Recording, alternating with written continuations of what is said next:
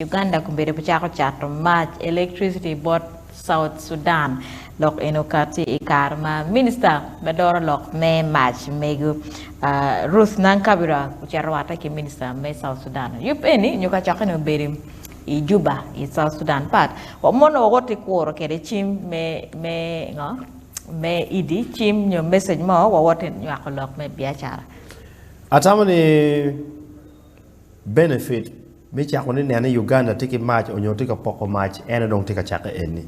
It's good enough. South Sudan mirror match, Sudan mirror match. Wanelo kita wakoba kikwede PM eni kelo down lobo on both sides. Atamani ema duako loka match mete.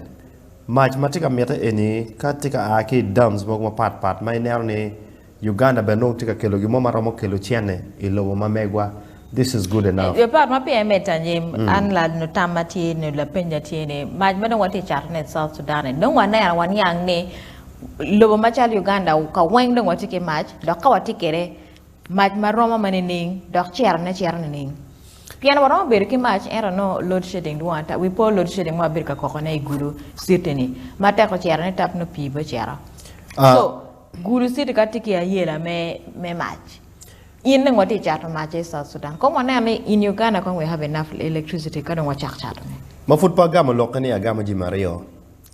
Lechinja wochini Gulu City ki Kampala City, they have their characteristics. Anoyo Kampala kirika tana ngira wanga penyo alogo berutie flooding will be there. Gulu City kirika karomo amoani kululungeni no majerwenyo. Kama majerwenyo pibe no chiaro. That is the problem. What with the Gulu is not a leadership problem. It's not anybody's problem. Structure. So let us ensure ni Gulu pechiarata. Mirwanero ni match pochiarata, Jimena pochiarata. Ento keti penyani match donka wenti Uganda. Power coverage in Uganda is at only for 39%. West Nile meti la lokaye eni kawachiara chako ke ngolo nampa kwach. The whole of that area peki match.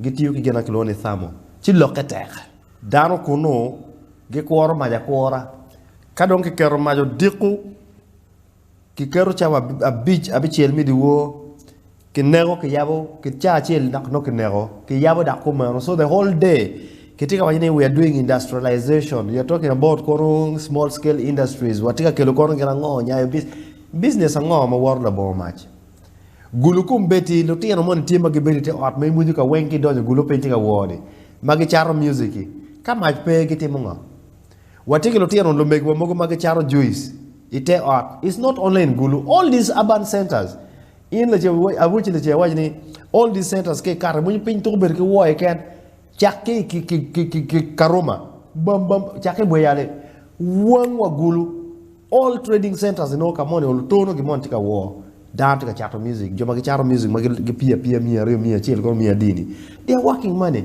Without power, we cannot say we are working out of poverty. Ko pelare. Much guarantee, but how much energy, how much power? Tia much money Kenya Mali ele mera penya lielani, and a paramount kang arman tiki be a charva, chumame regugi, tirame, you put chumame temagana money, industrialization. Industrialization is not enough in any way. So, Perad Gerani was chat much why South Sudan or teacher much kubedi Kenya.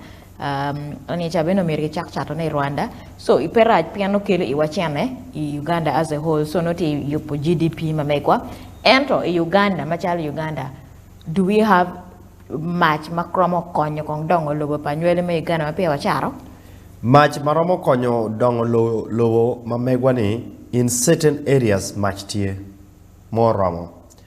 Industrial parks marketing yupo gini. They are targeted makikeru match kono material specific with enough kVGAs. Match manorama driving those kind of machines. And okay nero motni in areas mo kenani isolated areas makenera me just in a lighting system korongo gani irama no ni effect nero mo berutie. PM no tagging pick tagging in line manono kermone ane kikome obetie ye. And while industrial parks are also there, government must be mindful of the small-scale enterprises. And La Ruby, I am a video producer. Amiro Makonya producing video manati atamapa work kama can. Ni kirika berugang PM smart work. Why you can work from wherever.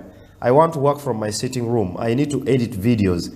video en no kela chiane mabere chiane manoko chiane maduong I don't need a lot of power me beru nomo capacity money amni enta mero match mere maching juini we teacher omete kichara nyim that is what we need Lo me Uganda kumbe kitika chako akibichako chato match electricity bot South Sudan watika temo nywako ne kanye begera bukelo iwachiana machalo me Uganda enta nywali me Uganda weng dongiti ki match kama gibiri yen la pej ma diet ma white tenyo bot wo